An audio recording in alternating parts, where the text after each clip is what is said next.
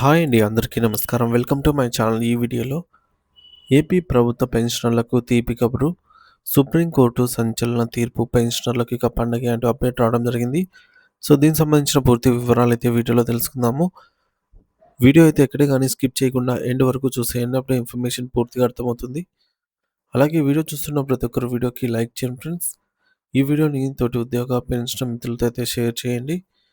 కొత్తగా మన ఛానల్ చూస్తున్నవారు ఇంకా ఎవరైనా సబ్స్క్రైబ్ చేసుకోనట్లయితే వెంటనే మన ఛానల్‌ని సబ్స్క్రైబ్ చేసుకోండి. సో, దీని ద్వారా నేను చేసే లేటెస్ట్ వీడియోస్ అన్నీ మీ వరకు రీచ్ అవుతాయి. ఇక ఆలస్యం చేయకుండా వివరాల్లోకైతే వెళ్ళిపోదాము.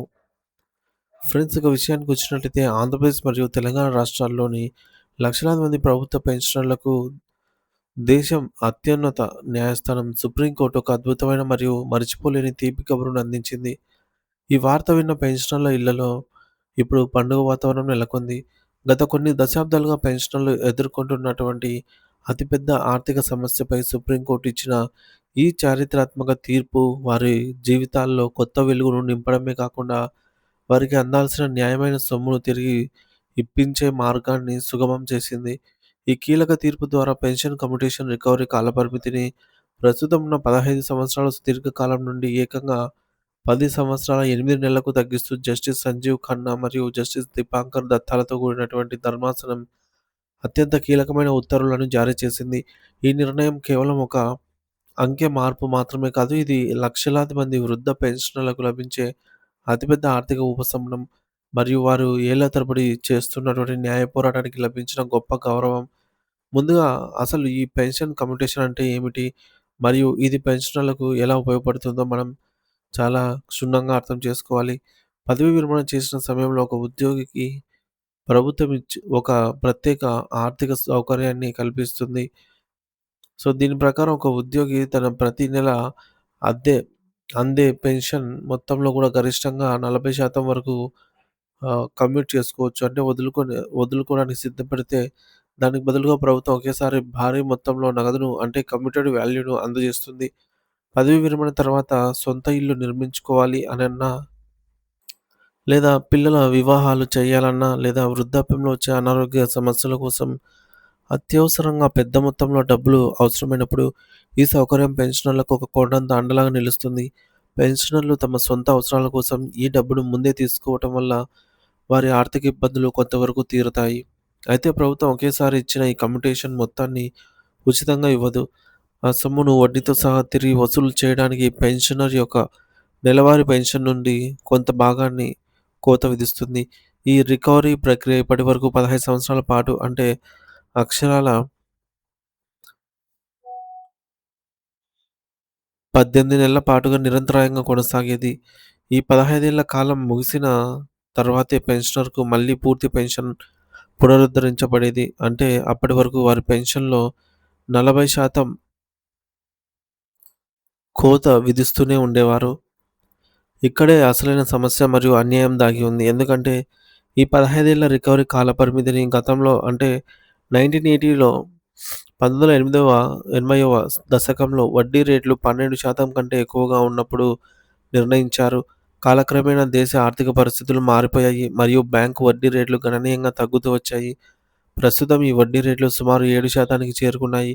కానీ ప్రభుత్వం ప్రభుత్వం మాత్రం పాత కాలం నాటి 12% వడ్డీ లెక్కలనే అనుసరిస్తూ 15 ఏళ్ల పాటు రికవరీని కొనసాగించడం వల్ల పెన్షనర్లు తీవ్రంగా నష్టపోతున్నారు. ప్రస్తుత 7% వడ్డీ రేటు ప్రకారంగా శాస్త్రీయంగా లెక్కిస్తే ప్రభుత్వం ఇచ్చిన కమ్యుటేషన్ మొత్తం వడ్డీతో సహా కేవలం 10 సంవత్సరాల 8 నెలల్లోనే అంటే సరిగ్గా 128 నెలల్లోనే పూర్తిగా రికవరీ అయిపోతుంది. అయినా కూడా ప్రభుత్వం మరో 4 సంవత్సరాల 4 నెలల పాటు అంటే అదనంగా 52 నెలల పాటు పెన్షనర్ల డబ్బును అక్రమంగా కోత విధిస్తోందని, ఇది వారి జీవన హక్కులను కాలరాయటమేనని పెన్షనర్లు ఆరోపిస్తున్నారు. ఈ అన్యాయాన్ని ఎదురిస్తూ శ్రీ జిందాల్ అనే ఒక రిటైర్డ్ సెక్రటరీ సుప్రీంకోర్టులో న్యాయ పోరాటం ప్రారంభించారు.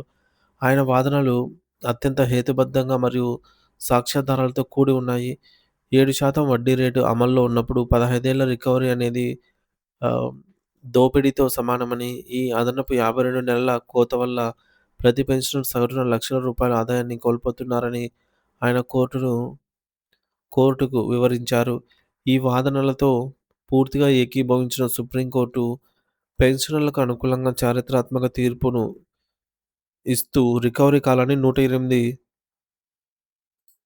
128 నెలలకు పరిమితం చేయాలని ఆదేశించింది.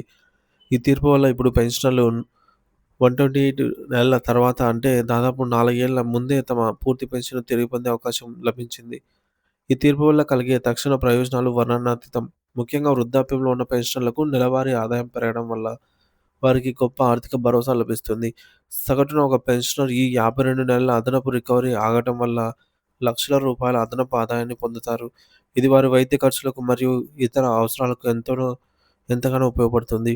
ఈ తీర్పు కేవలం కేంద్ర ప్రభుత్వ ఉద్యోగి వేసిన కేసుపై వచ్చినప్పటికీ దీనిలోని ప్రాథమిక సూత్రాలు మరియు చట్టబద్ధమైన దేశవ్యాప్తంగా ఉన్న అన్ని రాష్ట్ర ప్రభుత్వ పెన్షన్‌లకు కూడా వర్తిస్తాయి.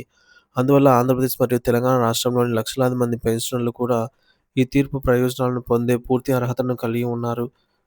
తెలుగు రాష్ట్రాల్లోని పెన్షనర్లు ఇప్పటికే పెండింగ్ బకాయిలు, కరువు భత్యం విడుదల కావడంతో జాప్యం మరియు పాత పీఆర్సీ అరియర్స్ వంటి అనేక ఆర్థిక సమస్యలతో సతమతమవుతున్నారు. ఇటువంటి తరుణంలో సుప్రీంకోర్టు ఇచ్చిన ఈ తీర్పు వారికి ఒక గొప్ప ఆశాకిరణంగా మరియు నైతిక విజయంగా నిలుస్తుంది.